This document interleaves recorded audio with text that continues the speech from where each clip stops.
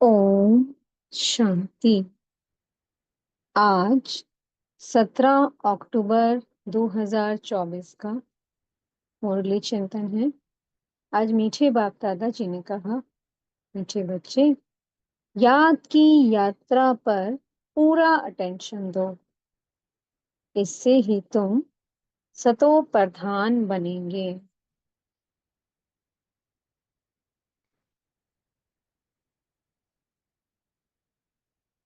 हम आत्माएं सतो प्रधान थी।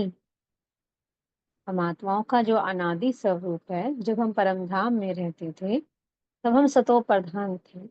जब हम इस धरा पर आए, सत्युग में आए, तब भी हम सतो प्रधान थे।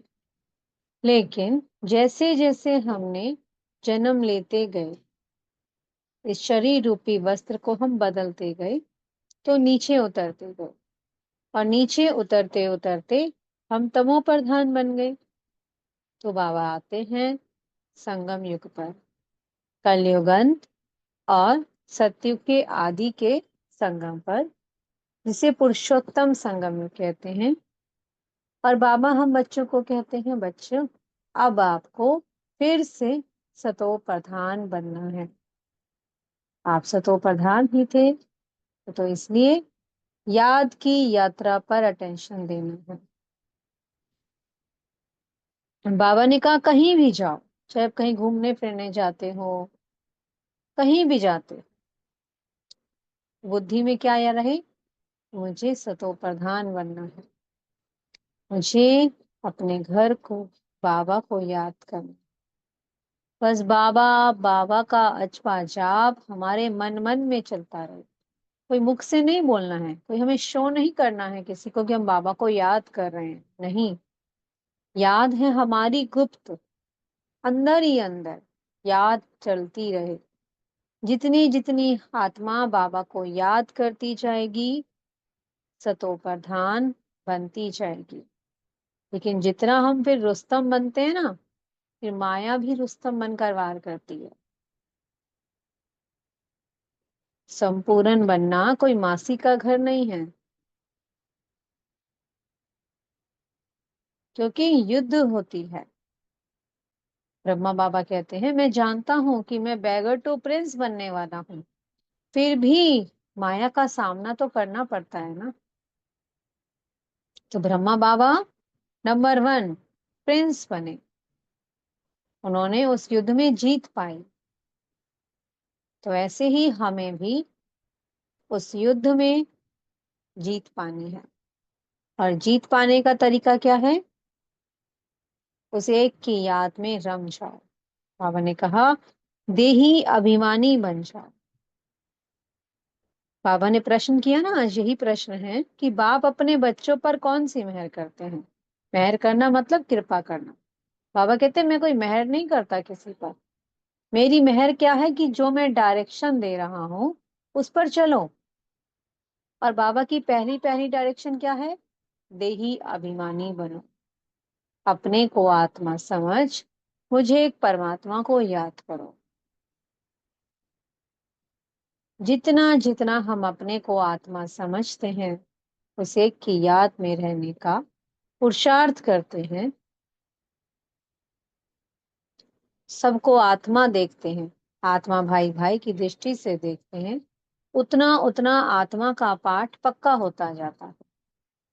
और जो आत्मा का पाठ पक्का कर लेता है, फिर वो अच्छे कर्म ही करता है। वरना बाबा कहते हैं, देह अभिमान बहुत कड़ा है। देह अभिमान आने से अहंकार, बहुत तीखा अहंकार आ जाता है। बाबा कहते हैं, कई बच्चे तो बहुत अच्छे चल रहे होते हैं, लेकिन देह अभिमान में आकर के नीचे गिर पड़ते हैं, की कमाई चट कर देते हैं। इसलिए बाबा कहते हैं, अपनी बहुत बहुत संभाल करनी है। तो इसलिए तो बाबा कहते हैं, कभी ब्राह्मणों की माला नहीं बन सकती, क्योंकि पता नहीं कब कौन छोड़कर चला जाए। जब 14 साल तक भट्टी में रहे, कितना तपस्या में तपे, फिर भी उसके बाद कुछ बच्चे बाबा को छोड़कर चले गए, इतना भट्टी में तपने के बाद भी। क्योंकि माया अच्छे अच्छों पर वार कर देती है। जो महारथी होते हैं वो भी उड़ पड़ते हैं। तो इसलिए कभी ब्राह्मणों की माला नहीं बनती।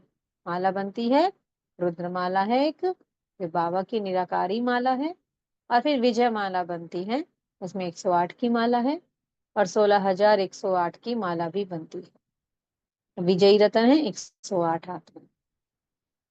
तो इसलिए बाबा ने कहा जो देह अभिमान है वो बहुत भयानक है, तो इसलिए देह अभिमान से बचना है। अब उल्टे कर्म करने से बचना है, तो इसलिए आत्मा समझने का अभ्यास करना। जितना जितना हम आत्मा समझने का अभ्यास करते जाएंगे, देही अभिमानी बनने की प्रैक्टिस करते रहेंगे, उतना उतना हम अपने शांति के स्वधर्म में टिकते जाएंगे। क्योंकि देही अभिमानी स्थिति क्या है? अपने स्वधर्म में स्थित होना। हमारा स्वधर्म क्या है? शांति, जिसको हम ढूंढ रहे थे चारों ओर। और वो हमारा ही स्वधर्म है। कहते हैं ना, रानी का हार गले में था और वो बाहर ढूंढ रहे। वैसे ही शांति हमारे गले का हार है, जिसे हम अभी तक ढूंढते रहे, भटकते रहे। लेकिन बाबा ने कहा अब अपने शांति के स्वधर्म में टिकना है, तो देही अभिमानी बनने का अभ्यास करते रहना है। जितना जितना देही अभिमानी स्थिति बढ़ती जाएगी, सतो प्रधानता बढ़ती जाएगी, जागृत हो जाएगी सतो प्रधानता। क्योंकि देही अभिमानी स्थिति का जितना अभ्यास करते हैं हम, तो परमात्मा की याद स्वतः आती है। उसको कशिश होती है, फिर वो अपने आप खींचा चला आता है। तो इसलिए उस एक को याद करना है। बाबा कहते हैं भल खाओ पियो घूमो फिरो, धंधा करो, घर में बैठ थोड़ी ना जाना है, लेकिन बस मुझे याद करते हो। सिर्फ याद की यात्रा ही हमें सतो प्रधान बना सकती है, और कोई दूसरा तरीका नहीं है। तो जो आत्मा याद में रहेगी, तो तलवार ज्ञान की तलवार भी काम करेगी।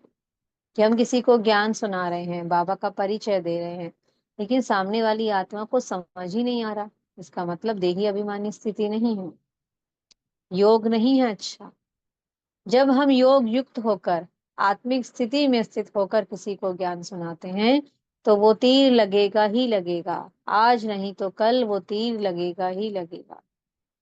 तो इसलिए ज्ञान तलवार भी तब काम करती है जब योग का जौहर होता है। बाबा ने कह दिया, इसलिए बहुत बहुत बच्चे हैं जो म्यूजियम संभाल रहे हैं, लेकिन याद की यात्रा कम है।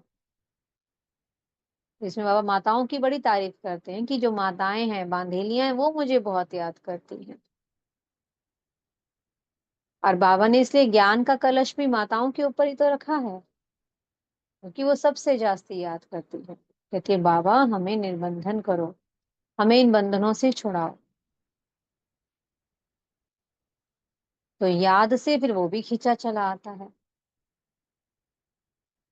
तो इसलिए बाबा ने कहा अब सतो प्रधान बनने का फुरना लग जाना चाहिए।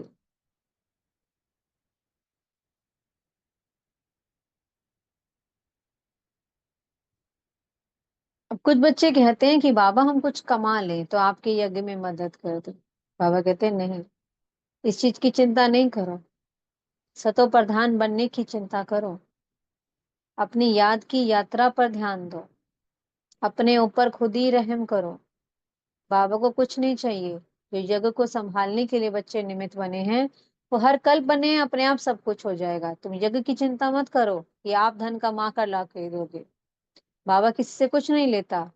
तुम बाबा को नहीं देते, तुम अपने आप को देते हो।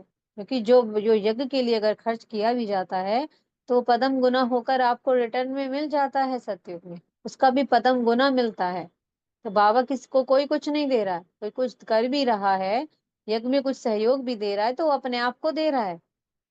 बाबा को कोई कुछ नहीं दे रहा, बाबा कभी किसी से नहीं लेते हैं। वो तो सेवाधारी बनकर आए हैं। कहते हैं मैं मोस्ट ओबीडियंट सर्वेंट हूँ। कितना निरंकारी है, सब कुछ देख करके चला जाता है, और फिर भी क्या कहता है, मैं आपका मोस्ट ओबीडियंट सर्वेंट। किस खातिर? अपने बच्चों की प्रेम की खातिर। अपने बच्चों को वो प्रेम ही तो देने आया है, उनको सुख देने ही तो आया है। जैसे बाबा कहते हैं अब मेरी श्रीमत पर चलो। जो बाबा की श्रीमत पर चलेगा वो अपने ऊपर आपे ही रहम करेगा, अपने ऊपर मेहर करेगा। इसलिए बाबा ने कहा कि अब बस याद की यात्रा को बढ़ाते जाना है।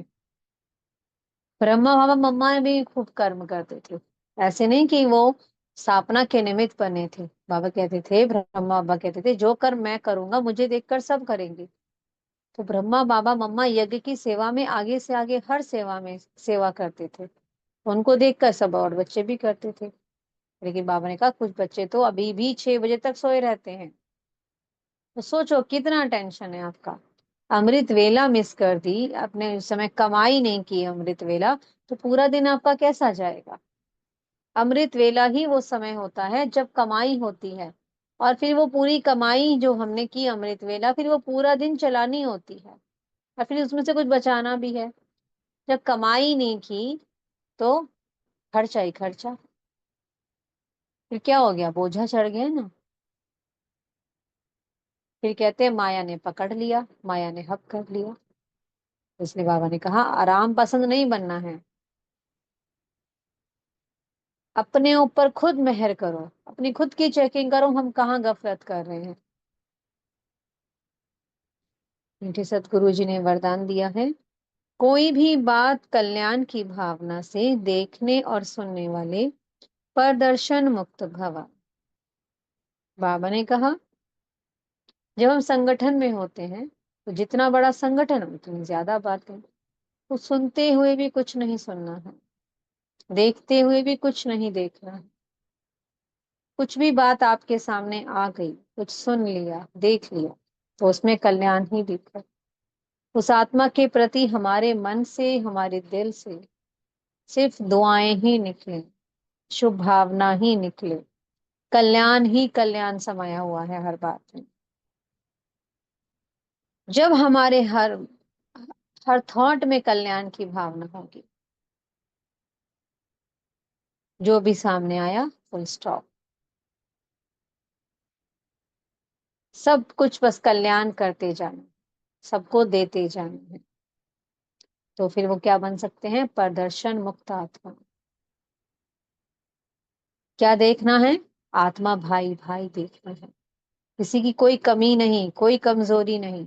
ये कमी कमजोरी कहाँ की है, ये तो रावण की है। बाबा ने कहा ना, पराये देश की चीज है तो उसको क्यों याद करते हो। हम कौन थे, हम कैसे थे, उसे याद करो ना। हम आत्माएं तो सतो प्रधान थी, सतोगुनी है। तो हर आत्मा भाई को भी उसी दृष्टि से देखो। जब हम इस दृष्टि से देखेंगे तो प्रदर्शन कमी कमजोरी दिखेगी ही नहीं। हर सबके प्रति प्रेम का भाव ही प्रकट होगा। स्लोगन है, अपने संतुष्ट खुशनुमा जीवन से हर कदम में सेवा करने वाले ही सच्चे सेवाधारी हैं।